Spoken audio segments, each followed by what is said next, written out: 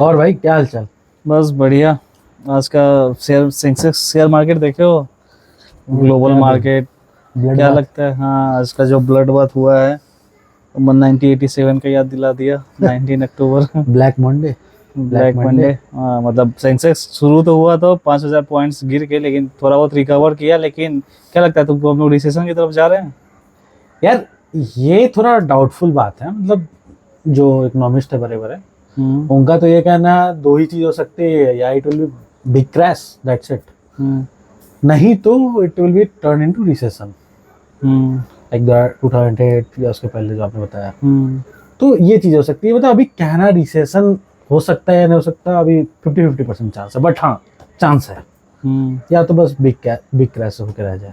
नहीं तो क्रैश का रीजन भी तो है, इन्वेस्टर्स पैनिक हो रहे हैं। पैनिक बिना वजह के नहीं हो रहे। ये पूरा जो ग्लोबल इंफ्रास्ट्रक्चर बना हुआ है, जो सप्लाई एंड चेन का डिमांड स्टेब्लिश था ट्रम्प के एक डिसीजन के कारण, मतलब सब चीज़ बर्बाद। ऑलरेडी एस्टेब्लिश फॉर सेंचुरी जो चलते आ रही थी वो सब बर्बाद कर यार रहे हैं। क्या एप्पल लगता है? हाँ। एप्पल 650 हाँ। बिलियन डॉलर लॉस कर चुका है, पता हाँ, है। वही वही वही यूएस का मार्केट, जो मतलब ऑलमोस्ट 6.6 ट्रिलियन डॉलर का एक दिन में लॉस हुआ है।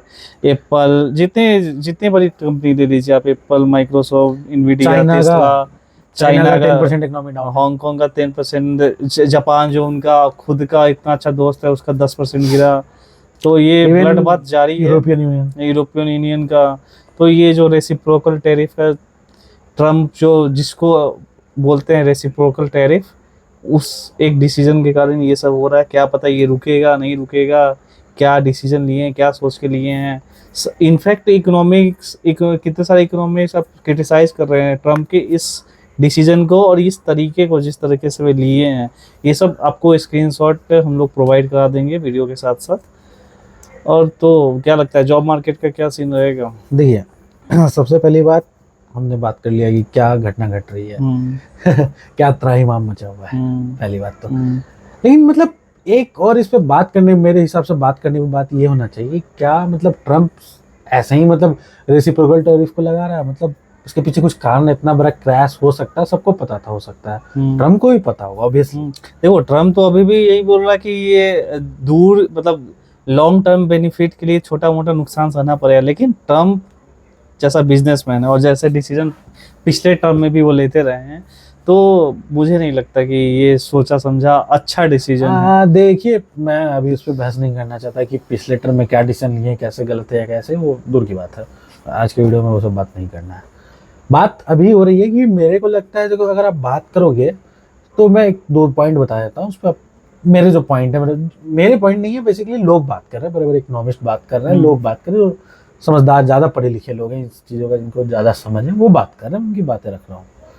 तो पहली बात तो है कि अगर एक बात करूँ प्रोडक्शन मैन्युफैक्चरिंग का यूएस अंदर इंटरनल में, तो बहुत कॉस्टली है। डॉलर का वैल्यूएशन बहुत ज़्यादा है, जानते हो। मतलब अभी एक कैलकुलेशन के हिसाब से अगर आईफोन यूएस में बनता है तो 24 लाख रुपए उसका दाम होगा, आईफोन 16 का। ठीक है, 24 लाख। 24 लाख।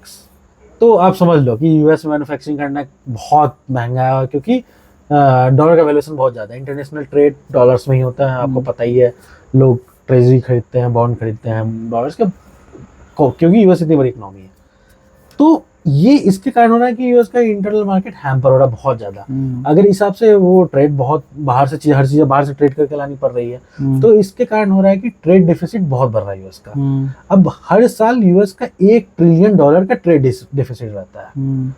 उसको लोन लेने पड़ते हैं, लोन पे इंटरेस्ट देता है, कितना पैसा कैसे इंटरेस्ट देगा। एक इंटरेस्ट चुकाने के लिए दूसरा लोन लेता है, उसका इंटरेस्ट देता है, ऐसे बहुत ट्रेड डेफिसिट बढ़ रहा है, लोन बढ़ रहा है, उसको भी कंट्रोल करना है। तो पहला कारण ये है कि ये बहुत सारी बड़ी बड़ी कंपनीज, देश अपने पैसे यूएस ट्रेजरी बॉन्ड में रखते हैं डॉलर के रूप में, पता ही है। इंटरेस्ट लेते हैं, फिर मैच्योरिटी पीरियड पे बेच के कमा लेते हैं। तो उनका, यूएस का सोचना है कि मैं अगर इस तरह की बातें करूं, मतलब मार्केट क्रैश कर दूं, फिर इनके सामने लेके आऊँ कि हाँ कम इंटरेस्ट देंगे ट्रेजरी बॉन्ड पे, या कम पैसा देंगे, या मैच्योरिटी पीरियड बढ़ा देंगे, इस टाइप से, तो यूएस को फायदा हुआ। यूएस पहले तो मेरे को लगता है ये करना चाह रही है। दूसरा कारण जो मेरे को लगता है, ट्रेड डील। प्रथम और द्वितीय विश्व युद्ध के बाद, first and second world war के बाद, बेसिकली ये हुआ था कि यूएस को बहुत कंट्री को फ्री में ट्रेड करने की अपॉर्चुनिटी दी थी कि आप मेरे से फ्री में ट्रेड करो, मैं आपको सपोर्ट करूंगा, क्योंकि देश का व्यवस्था खराब हो चुका था, अर्थव्यवस्था बहुत देशों का। तो इस हिसाब से वैसे ही चीज़ें चली आ रही थी। अब बहुत सारे अच्छे अच्छे इकोनॉमी पावरफुल कंट्रीज हैं, तो अब उस टाइप का सिचुएशन नहीं रहा, तो यूएस अपने हिसाब से सोचता है कि हाँ मैं वापस से ट्रेड डील करूंगा और उस हिसाब से एक ट्रेड पार्टनरशिप बनाऊंगा कि ज़्यादा टैरिफ मुझे ना देना पड़े और मैं इनको ज़्यादा टैरिफ ना, मतलब वो उनको भी ज़्यादा, मतलब दोनों तरफ से टैरिफ की बातें होंगी, कम, मतलब एक कोऑपरेशन होगा। तो वो ये हिसाब से करना चाह रहे हैं, तो इन्होंने इसलिए रेसिप्रोकल टैरिफ लगा के एक तरह का वार किया है, ठीक है, मजबूर किया है।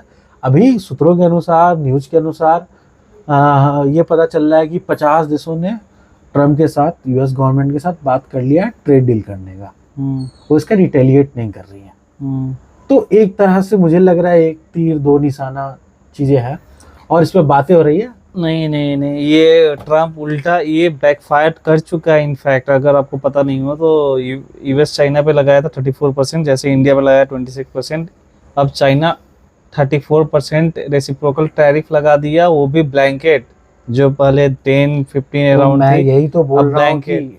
तो ये सारे लोग नहीं कर रहे टैरिफ वार, कुछ ग्रुप बन गया है, एक ग्रुप बन गया है जो टैरिफ वार नहीं कर रहा है, ट्रेड मतलब ट्रेड डील करना चाहते हैं। ये छोटे कुछ मोटे देश अगर कर भी ले, मेन जो कंट्रीज इंडिया थोड़ी कर रहा है, कर रहा है, नहीं कर रहा है, इंडिया टैरिफ वार नहीं कर रहा है। इंडिया भी करेगा, अब करना भी चाहिए। करेगा नहीं, अभी बात क्या हो रहा है, अभी आप बात सुनो, देखो इंडिया कितना एवरेज लगाता मोदी है। कैबिनेट का बात सुनिए, उनके मतलब लोगों का बात सुनो क्या बोल रहे हैं वो, कि अभी ट्रेड टॉक कर रहे हैं, हाँ, ठीक है, वो उन्हीं के पक्ष में हाँ है। कंपनसेशन मांग रहे हैं, लेकिन एक तो मतलब बात चल रहा है, लेकिन यूएसए पे भरोसा करने लायक यूएसए है नहीं। ट्रम्प वैसे ही है, आज वो किसी के सगे है नहीं, यूएसए भी किसी का सगा नहीं है।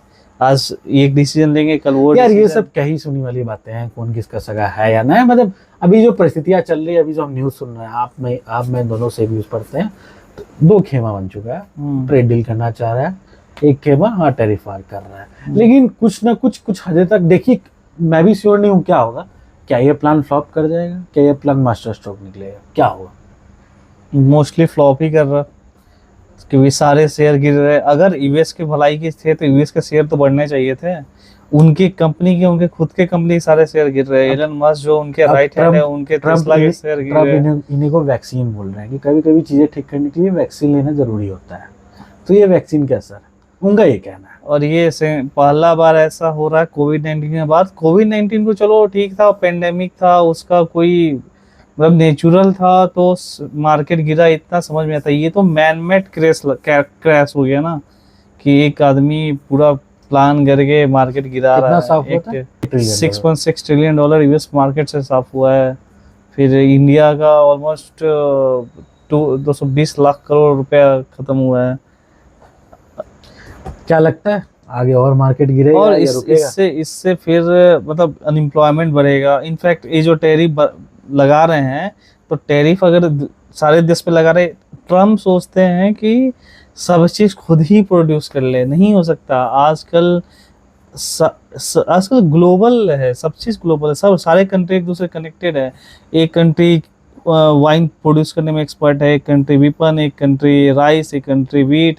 तो आपको दूसरे कंट्री पे डिपेंडेंट होना भी पड़ेगा। और अच्छा भी चीज है कि हर चीज आप खुद प्रोड्यूस नहीं कर सकते। नहीं, तो मुझे लग रहा है कि वो बात सेल्फ प्रोटेक्शन का बात नहीं है, सिर्फ उसका बात नहीं है, ट्रेड टॉक करने का बात, कि अब अमेरिका हर चीज के लिए टैरिफ दे रहा है और उसके यहाँ जो भी चीज आ रहा है फ्री आ रहा है, लगभग ऐसा ही हो रहा है। नहीं होते ऐसे, फ्री नहीं होते। वो तो सुपर पावर आप हैं, आप हेजमनी क्यों बोलते हैं फिर डॉलर पे? क्यों ब्रिक्स को अलाउ नहीं करते अपना करेंसी लाने का?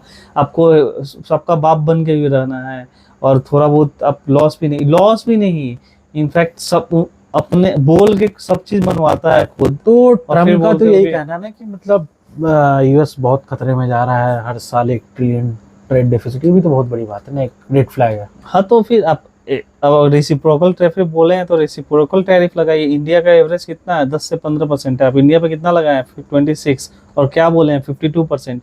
इंडिया का टैरिफ किसी प्रोडक्ट पे 52% नहीं है।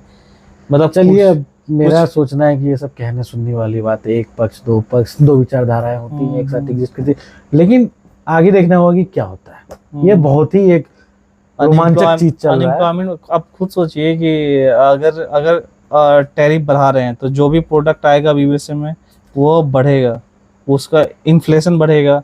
इन्फ्लेशन ऑलरेडी यूएसए में इतना हाई है। ट्रम्प का कहना है कि this will not be a permanent thing, ठीक है, लेकिन वो नहीं अरे नहीं, देखो ये- इन्फ्लेशन कितना भयंकर बढ़ने वाला है अभी अभी अभी इस मारा लागा अकॉर्ड पड़ गया, दो तीन ये एक अकॉर्ड है, ठीक है, हम्म, ये चीजें ठीक करने के लिए आप सोच रहे हैं कि परमानेंट रूप में लगाया जाए, परमानेंट रूप में नहीं लगाया जा रहा है, हम्म। ये चीजें ठीक करी वापस इनको ये क्या market एक क्वार्टर ठीक के लिए करेंगे। लगाया नहीं?